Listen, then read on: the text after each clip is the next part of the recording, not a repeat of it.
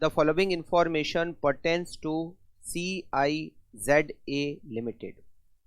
Capital structure: equity share capital rupees 10 each, 8 lakh. Retained earning 20 lakh. 9% preference share capital 12 lakh and 12% long term loan 10 lakh. Interest coverage ratio is given, income tax rate and PE ratio. The company is proposed to take up an expansion plan which require an additional investment of rupees 34,50,000. Due to this proposed expansion, EBIT of the company will increase by rupees 6,15,000 per annum. Additional fund can be raised in following manner: by issue of equity share at present market price, by borrowing 16% long-term loan from bank.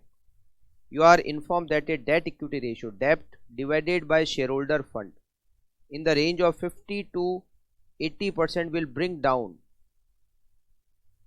the price earning ratio to 22. अगर debt divided by shareholder fund अगर 50 to 80 की range में आता है तो price earning ratio 22 हो जाएगा, जो एट प्रेजेंट 25 है. और डेट इक्विटी रेशियो अगर 80% से भी ज़्यादा हो जाए तो प्राइस अर्निंग रेशियो 18 हो जाएगा. Required advice: which option is most suitable to raise additional capital so that the market price per share is maximized? हमारा क्राइटेरिया है जहां पर market price per share maximum हो जाए. तो हम दोनों प्लान पर मार्केट प्राइस पर शेयर को कैलकुलेट करेंगे. हम सबसे पहले तो लिखते हैं ऑल्टरनेटिव फाइनेंसिंग प्लान.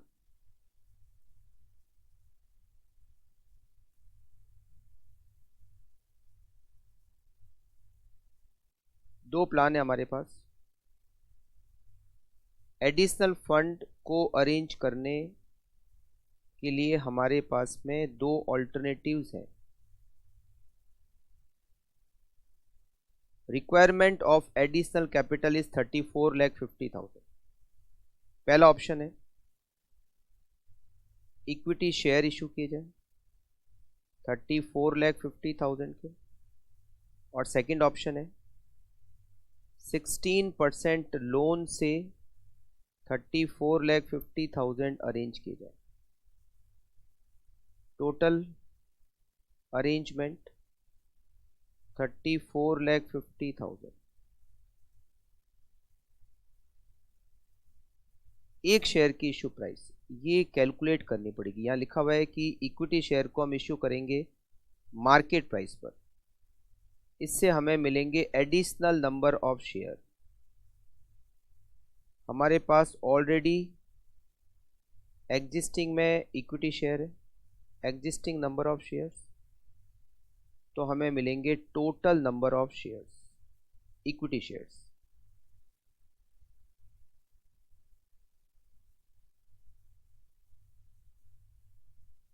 अभी हमारे पास एग्जिस्टिंग में शेयर्स कितने हैं? एग्जिस्टिंग में 8 लाख रुपीस के शेयर कैपिटल है, एक 10 रुपए का, मतलब हमारे जो एग्जिस्टिंग नंबर ऑफ शेयर्स हैं वो 80,000 है. 80,000. एडिशनल शेयर के लिए हमें पहले इशू प्राइस कैलकुलेट करनी होगी, और यहाँ लिखा हुआ है इशू प्राइस है करंट मार्केट प्राइस, जो कि करंट मार्केट प्राइस हमें क्वेश्चन में दी हुई नहीं है. सेकंड, अभी प्रेजेंट ईबीआईटी कितना है वो भी हमें नहीं पता. प्रेजेंट ईबीआईटी अभी हमारा प्रेजेंट में इंटरेस्ट कवरेज रेशियो दे रखा है. इंटरेस्ट कवरेज रेशियो जिसका फॉर्मूला हमें रेशियो में दिया हुआ है ईबीआईटी डिवाइडेड बाय इंटरेस्ट, और ये रेशियो हमें दे रखा है 8. ईबीआईटी हमें नहीं पता, बट हमें इंटरेस्ट पता है, वो है 1,20,000. जो डिबेंचर अभी दिए हुए हैं, लॉन्ग टर्म लोन अभी दिया हुआ है 10 लाख, उस पर 12% इंटरेस्ट होता है 1,20,000. तो अभी हमारा जो एग्जिस्टिंग ईबीआईटी है वो है रुपीज 9,60,000. Present EBIT 9,60,000. अच्छा, प्रेजेंट मार्केट प्राइस निकालते हैं. प्रेजेंट मार्केट प्राइस कैसे निकालेंगे? अभी हमारा ईबीआईटी 9,60,000 है, हम उसमें से दे रहे हैं इंटरेस्ट 1,20,000 का. तो ये है हमारा earning before tax at present 8,40,000। इस पे हम पे कर रहे हैं टैक्स, जिसकी रेट हमें दे रखी है 30%। 30% हम टैक्स दे रहे हैं। 840 का 30% 2,80,000।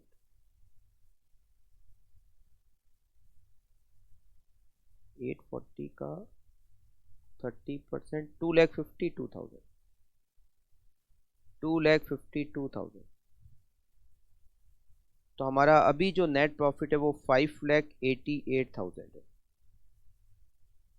Net profit minus preference dividend. At present में हमारे प्रेफरेंस शेयर है 12 लाख, उस पर 9%। 12 लाख का 9% 1,08,000। It is preference dividend at present. 4,80,000 is profit available to equity shareholder. EPS equals to 4,80,000 profit available to equity shareholder, और अभी हमारे एग्जिस्टिंग नंबर ऑफ शेयर्स है 80,000। तो हमारा अर्निंग पर शेयर है at present 6। At present PE ratio कितना है हमारा? अभी पीई रेशियो हमें क्वेश्चन में दे रखा है 25। तो हमारी market price per share at present 25 into 6 150 rupees. मतलब हम जो फर्स्ट ऑप्शन में शेयर इशू कर रहे हैं वो मार्केट प्राइस पे इशू कर रहे हैं, और मार्केट प्राइस है 150। तो 34,50,000 divided by 150, 23,000 additional number of share issue करेंगे। पहले से 80,000 है, तो हमारे टोटल शेयर्स हो जाएंगे 1,03,000 फर्स्ट ऑप्शन में। सेकंड ऑप्शन में हम शेयर इशू नहीं कर रहे, तो एडिशनल नंबर ऑफ शेयर कुछ नहीं। अभी जितने शेयर्स हैं एग्जिस्टिंग उतने ही एक्सपांशन के बाद रहेंगे। वर्किंग नोट नंबर 3, हमारा अभी जो एग्जिस्टिंग EBIT है वो 9,60,000 है, और यहाँ लिखा हुआ है एक्सपांशन करने से हमारा EBIT इंक्रीज हो जाएगा 6,15,000 रुपीज से। इट मीन्स आफ्टर एक्सपांशन हमारा EBIT हो जाएगा 15,75,000। वर्किंग नोट 4th, डेप्ट divided by share holder fund. डेप्ट में आता है लोन और डिवेंचर, शेयर होल्डर फंड में आता है equity share capital, preference share capital और reserve and surplus. Option number 1 अगर मैं यूज करूं, ऑप्शन नंबर 1, अभी एट प्रेजेंट मेरा डेप्ट कितना है? अभी एट प्रेजेंट मेरा डेप्ट है 10 लाख का, और मेरी equity share capital, preference share capital और रिजर्व एंड सरप्लस ये मिलकर होते हैं 40 लाख रुपए, और अभी लोन है 10 लाख रुपए का एग्जिस्टिंग। अगर मैं फर्स्ट ऑप्शन देखूं तो मेरा एडिशनल इन्वेस्टमेंट 34,50,000 कहाँ से आएगा? शेयर से आएगा। इसका मतलब है शेयर होल्डर फंड 34,50,000 से बढ़ेगा, मीन्स डेप्ट उतना ही रहेगा। 10 लाख का डेप्ट 10 लाख ही रहेगा, मगर जो 40 लाख रुपए का शेयर होल्डर फंड है वो 34,50,000 से इंक्रीज हो जाएगा। मल्टीप्लाई बाय 100, इसको परसेंटेज में निकालते हैं। 10 lakh divided by 74,50,000 multiply by 100 equals to 13.42%। और ऑप्शन सेकंड में मैं 34,50,000 लोन से अरेंज कराऊं, तो 10 लाख रुपए का पहले से लोन और 34,50,000 का additional loan. Share holder fund उतना ही रहेगा जितना पहले था, multiply by 100। 44,50,000 divided by 44 lakh multiply by 100 equals to 111.25%। First option में डेट इक्विटी रेशियो 13.42%, मतलब 50% से भी कम। 50% से भी कम है तो डेट प्राइस अर्निंग रेशियो मेरा 25 रहेगा जितना पहले था। अगर 50 से 80 के बीच में होता तो पी रेशियो 22 हो जाता, और अगर 80 से ऊपर है तो 18 का हो जाएगा। 50 से कम है तो 25 ही रहेगा। तो पीई रेशियो ऑप्शन फर्स्ट में 25, और ऑप्शन सेकंड में ये हो जाएगा 18, क्योंकि 80% से भी ऊपर हो गया। 80% से अगर ज़्यादा डेट इक्विटी रेशियो होता है, debt upon share holder fund होता है, तो पीई रेशियो 18 हो जाएगा। हमें market price per share calculate करनी है दोनों ऑप्शन में। तो सबसे पहले तो हम ईपीएस कैलकुलेट करते हैं इन बोथ ऑप्शन। ईपीएस का formula EBIT minus interest 1 minus T minus preference dividend divided by number of equity share. सबसे पहले फर्स्ट प्लान में EBIT after expansion 15,75,000, interest existing interest 1,20,000, और ऑप्शन नंबर 1 में हम पूरा पैसा इक्विटी से अरेंज कर रहे हैं, इसीलिए एग्जिस्टिंग इंटरेस्ट जितना ही इंटरेस्ट बाद में रहेगा 1,20,000। एडिशन में लोन ही नहीं है। 1 माइनस 0.30 टैक्स की रेट। प्रेफरेंस डिविडेंड अभी हमारे प्रेफरेंस शेयर एग्जिस्टिंग में 12 लाख है, जिसपे 9% डिविडेंड होता है 1,08,000। तो ये 1,08,000 एग्जिस्टिंग जितना ही रहेगा, क्योंकि एडिशनल में हम प्रेफरेंस शेयर इशू नहीं कर रहे। और हमारे number of shares alternative first का यूज़ करने से हो जाएंगे 1,03,000। 1,03,000। तो EPS 15,75,000 minus 1,20,000 multiply by 0.7 minus 1,08,000 और divided by 1,03,000। EPS equal to 8.8398। 8.8398। अगर मैं ऑल्टरनेटिव सेकंड का यूज़ करता हूँ, ईबीआईटी 15,75,000 माइनस अभी एग्जिस्टिंग में इंटरेस्ट है 120 और एडिशनल अमाउंट में लोन से अरेंज कर रहा हूँ जिस पर 16% इंटरेस्ट है 34,50,000 मल्टीप्लाई बाय 16% प्लस 1,20,000 रुपये जो एग्जिस्टिंग इंटरेस्ट है। Total interest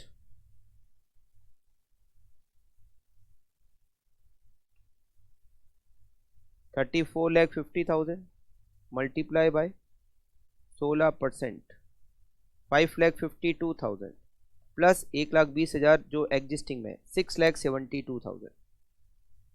6,72,000 total interest. 1 minus 0.30 preference dividend additional में नहीं है, तो एग्जिस्टिंग प्रेफरेंस डिविडेंड जितना ही रहेगा divided by number of shares यहाँ पर 80,000। 15,75,000 minus 6,72,000 multiply by 0.7 minus 1,08,000 divided by number of equity share 80,000। EPS 6.55125। Now we have to calculate market price per share. Market price per share equals to PE ratio into EPS. Alternative first में PE ratio होगा 25 और second में होगा 18। 8.8398 and 6.55125। 25 into 8.8398 220.995 market price per share. 18 multiply by 6.55125 it is 117.9225।